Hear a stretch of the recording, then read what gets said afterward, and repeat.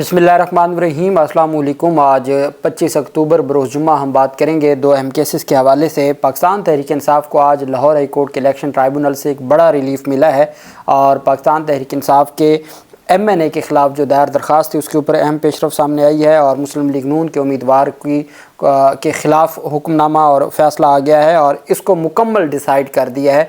ये election tribunal Lahore high court justice सुल्तान तनवीर अहमद साहब का एक बड़ा फ़ैसला है। साथ सिंध हाई कोर्ट में पाकिस्तान तहरीक इंसाफ के उम्मीदवार की जानिब से दरख्वास्त दायर की गई थी दोबारा गिनती की, और दोबारा गिनती के दौरान जो वहाँ पर हमला हुआ और वहाँ बैलेट पेपर्स को जला दिया गया, उठा लिया गया था, उससे मुतल्लिक जो पेशरफ सामने आई है वो भी मैं आपके साथ शेयर करूँगा। सबसे पहले हम बात कर लेते हैं पाकिस्तान तहरीक इंसाफ के सरबराह इमरान खान की मुख्तलिफ मुकदमात में आज लाहौर की दहशतगर्दी अदालतों में ज़मानत की दरख्वास्तों पर समाअत हुई। इमरान खान के ये जो मुकदमात हैं 12 मुकदमात हैं। इस वक्त इमरान खान टोटल 13 मुकदमात में जेल में हैं। 12 मुकदमात हैं दहशतगर्दी के। ये वो मुकदमात हैं जिसमें जस्टिस अनवारुल हक पन्नू साहब की सरबराही में 2 रुकनी बेंच ने, जस्टिस असद जवेद गुराल साहब थे और अनवारुल हक पन्नू साहब थे, उन्होंने इमरान खान को एक रिलीफ़ दिया था कि 12 मुकदमात में जो 10 रोज़ा जिस्मानी रिमांड था उसको कलअदम करार देते हुए जिस्मानी रिमांड को कलअदम करार दिया था और फिर उसके बाद ये जुडिशल हो गए। जुडिशल होने के बाद फिर अदालत के अंदर उनकी ज़मानत की दरख्वास्तें दायर हो गई। ज़मानत की दरख्वास्तें हुई, बाद गिरफ़्तारी की ज़मानत की दरख्वास्तें थीं और जो पहले जज थे उनके ऊपर पाकिस्तान तहरीक इंसाफ के जो हैं वो खालिद साहब जो थे, खालिद अरशद, उनके ऊपर पाकिस्तान तहरीक इंसाफ ने आज़म सवाती ने भी और मुख्तलिफ़ रहनुमाओं ने दरख्वास्तें दायर की लाहौर हाई कोर्ट में कि जनाब इनसे केस ट्रांसफ़र किया जाए। और आपको याद होगा पाकिस्तान तहरीक इंसाफ की क़यादत ने कहा था कि आप हलफ देते हैं, दौरान समाअत ये कहा था शाह महमूद कुरैशी वगैरह ने कि आप हलफ देते हैं कि आप आइन और कानून के मुताबिक केसेस का ट्रायल करेंगे, तो वो उनको हटा दिया गया था। जैसे आलिया नीलम साहबा तशरीफ़ लाई उनको हटा दिया गया और फिर नए जज की तैनाती के लिए उन्होंने अपनी नामज़दगी कर दी, लेकिन पंजाब हुकूमत ने 2 महीने लगाए। आपको याद होगा पहले भी जब तैनातियाँ हुई थीं तो मलिक शहजाद साहब ने वो तैनातियाँ की थीं। चीफ़ जस्टिस थे मलिक शहजाद उस वक्त लाहौर हाई कोर्ट के, और वो मामला ऐसा आया था कि एक रेफरेंस दायर किया गया था जज के ख़िलाफ़ जो दहशतगर्दी अदालत के जज थे जिन्होंने GHQ हमला समेत जो 14 मुकदमात हैं पिंडी के, उसमें इमरान खान वगैरह की ज़मानतें मंजूर की थी और बुशरा बेगम को डिस्चार्ज किया था तमाम मुकदमात में, उनके ख़िलाफ़ रेफरेंस दायर कर दिया। आपको याद होगा वो एक सुपरिटेंडेंट अडयाला जेल की गुस्ताखी का एक रेफरेंस दायर हुआ था। उसके बाद फिर जज एजाज़ आसिफ साहब थे, मलिक एजाज़ आसिफ साहब उस वक्त दहशतगर्दी अदालत के जज, उनके ख़िलाफ़ चूँकि वो 14 मुकदमात थे तो टोटल 12 मुकदमात थे और फिर 2 मुकदमात अटक के थे, तो उन 12 मुकदमात के ट्रांसफ़र की एप्लीकेशनें पंजाब की प्रोसिक्यूशन ने दायर की थी और वो 12 की 12 दरख्वास्तें खारिज कर दी थी। उस पर फिर मलिक शहजाद साहब ने पंजाब हुकूमत को तलब किया, पंजाब हुकूमत से पूछा भी आपने क्या किया है अब तक और आपकी क्या कारकर्दगी है, तो पंजाब हुकूमत की जानिब से कोई बात बताई नहीं जा रही थी। फिर उस्मा बुखारी जाके पेश हुई, फिर उन्होंने कहा जी कि हम चैम्बर में आपको ब्रीफिंग देना चाहते हैं, तो उस पर मलिक शहजाद साहब ने कहा था जो बात करनी है आप कमरे अदालत में करें। फिर उन्होंने ऑर्डर किया, फिर जजेस की तैनातियाँ हुई और जजेस की तैनातियाँ फिर वो जज तैनात हुए जैसे सरगोदा के जज साहब थे जिन्होंने फिर पाकिस्तान तहरीक इंसाफ के तमाम कारकुनान को बरी कर दिया था सरगोदा के मुकदमात से। अब जब मलिक शहजाद साहब गए और आलिया नीलम साहब आई तो बाकी जजेस का जो था, जो जैसे सरगोदा के जज साहब थे, पिंडी के जज साहब थे, फैसलाबाद के जज साहब थे, लेकिन 1-2 जज साहब की जानिब से सख्त कार्रवाइयाँ भी शुरू हो गई थी। फिर उनको आलिया नीलम साहबा जब आई तो उनको हटाया गया और अब ये जज साहब तैनात हुए और जज साहब ने आज ही ये बात की है। पाकिस्तान तहरीक इंसाफ के सरबराह इमरान खान की और बाकी शाह महमूद कुरैशी की, एजाज़ चौधरी की, डॉक्टर यास्मीन राशिद की, ये बड़े अरसे से ज़मानत की दरख्वास्तें ज़ेर इल्तवा हैं और वो हर तारीख पर कहते हैं जी अभी प्रोसिक्यूटर तैयार नहीं है, अभी रिकॉर्ड नहीं है। फिर अदालतों में ये बात की जाती है, मीडिया के सामने ये बात की जाती है कि 9 मई के मुकदमात को आगे नहीं बढ़ाया जाता।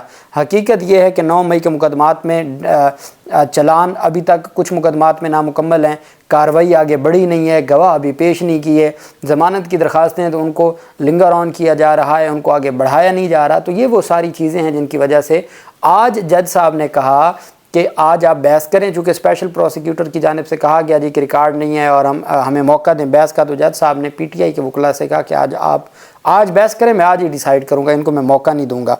عدالت میں جج منظر علی گل نے سماعت کی اور پاکستان تحریک انصاف کے جو وکیل ہیں سلمان صفدر صاحب، آج وہ اسلام آباد ہائی کورٹ میں اہم کیسز میں تھے۔ عمران خان کی جو توشہ خانہ میں ضمانت کی درخواست دائر کرنی تھی، ان کو یہی تھا کہ جج صاحب کل انہوں نے چارج سنبھالا ہے تو ابھی تو پروسیکیوشن موقع لے گی، تو ان کو ایک موقع لینے دیں تاکہ ہم ایک ہی دفعہ بحث کریں۔ اب یہ 12 مقدمات ہیں، 4 مقدمات میں سلمان صفدر کی بحث ہو چکی ہے، 8 مقدمات میں چونکہ یہ 8 کے 8 اس نئے جج صاحب کے پاس ہونے تھے، پہلے جج نہیں تھا، تو اب ان میں بھی بحث کے لیے 2 نومبر کی تاریخ عدالت نے مقرر کی ہے، اگلے ہفتے کی۔ عدالت نے کہا ہے کہ آپ اس کے اوپر بحث کریں، اور عدالت کی جانب سے کہا گیا ہے کہ ملزمان کی طرف سے یا پروسیکیوشن کی طرف سے جو بحث کرے گا ٹھیک ہے، جو نہیں بھی کرے گا میں ان کو ڈیسائیڈ کروں گا۔ اب ضمانت کی درخواستیں اتنی دیر نہیں چلتی ہوتی اور اتنا ان کو زیادہ لمبا نہیں کیا جاتا، تو اب عدالت نے 2 نومبر کے لیے سماعت ملتوی کر دی ہے، کیونکہ یہ وہ مقدمات ہیں جن میں مجھے نہیں لگتا کہ یہ ضمانتیں کوئی دہشت گردی عدالت سے ہوں گی۔ کوئی بڑا تگڑا عدالت کوئی سٹینڈ لے لے تو پھر تو ہے، نہیں تو یہ جا کے ہائی کورٹ سے ہی ہونی ہے۔ لیکن اب دیکھنا یہ ہے، چونکہ عمران خان کو سب سے بڑی جو ریمیڈی ہے اور عمران خان کا سب سے بڑی جو گراؤنڈ ہے، وہ لاہور ہائی کورٹ نے بھی جسمانی ریمانڈ میں بھی یہی کیا تھا، اور جب جج اعجاز آصف صاحب نے راولپنڈی کے مقدمات میں ضمانت دی تھی کہ جو بندہ آپ کی کسٹڈی میں تھا وہ کیسے انسٹیگیٹ کر سکتا ہے، اس کے پاس کیا سورس تھا کہ وہ انسٹیگیٹ کرتا ہے۔ ایک ویڈیو ہے، وہ آپ کو یاد ہوگا، انوار الحق پنو صاحب وغیرہ نے اپنے فیصلے میں لکھا تھا کہ ایک بیان ہے پولیس والے کا کہ زمان پارک میں جو ایک سازش تیار ہوئی میٹنگ تھی، اور وہ میٹنگ انہوں نے کہا جی کہ میں نے سنا، اب وہ خود ڈائریکٹ میٹنگ میں نہیں تھے، اور اس کا جو بیان ہوا ہے وہ نون لیگ کا جو آفس حملہ کیس ہے اس میں وہ بیان کروایا گیا۔ تو جج صاحب نے کہا بھی جس مقدمے میں ان کا بیان کروایا گیا اس میں ضمانت ہو چکی ہے، تو باقی مقدمات میں اس بیان کی روشنی میں کیسے ریمانڈ ہو سکتا ہے؟ عمران خان کی اس میں عبوری ضمانت منظور ہو چکی ہے، تو اب وہی تو گراؤنڈ ہے۔ تو جب وہ اس بیان والے کیس میں ضمانت منظور ہو چکی ہے تو اس بیان کی روشنی میں ان مقدمات میں ضمانت کیسے خارج ہو سکتی ہے؟ تو یہی چیز ہے، اب دیکھتے ہیں کہ یہ آگے کس طرف جاتے ہیں معاملات۔ اچھا، دوسری طرف آپ کو یہ بھی علم ہے کہ پاکستان تحریک انصاف کے NA 231 میں پاکستان تحریک انصاف کے امیدوار کی جانب سے درخواست دائر کی گئی تھی کہ میں فارم 45 کے مطابق جیتا ہوا ہوں، اور عبدالحکیم جو پاکستان پیپلز پارٹی کے MNA ہیں جن کو فارم 47 پہ جتوایا گیا، وہ انتخابات ہارے ہوئے ہیں، تو مہربانی کر کے مجھے کامیاب ڈکلیئر کیا جائے۔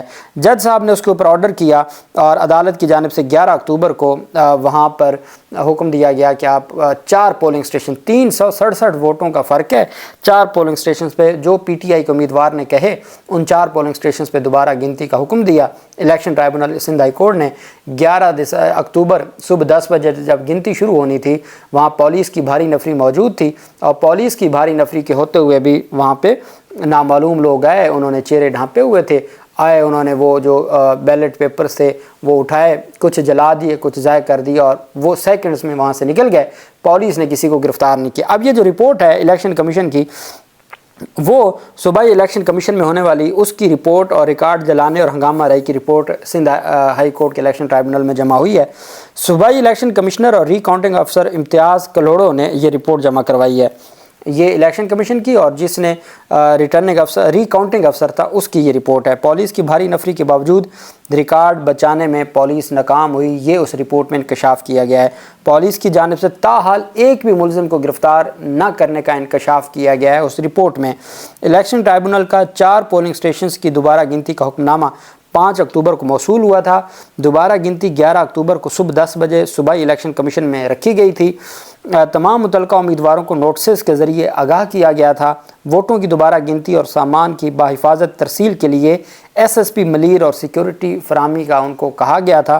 7 اکتوبر کو سیکیورٹی فراہمی سے متعلق رینجرز کو بھی خط لکھا گیا تھا۔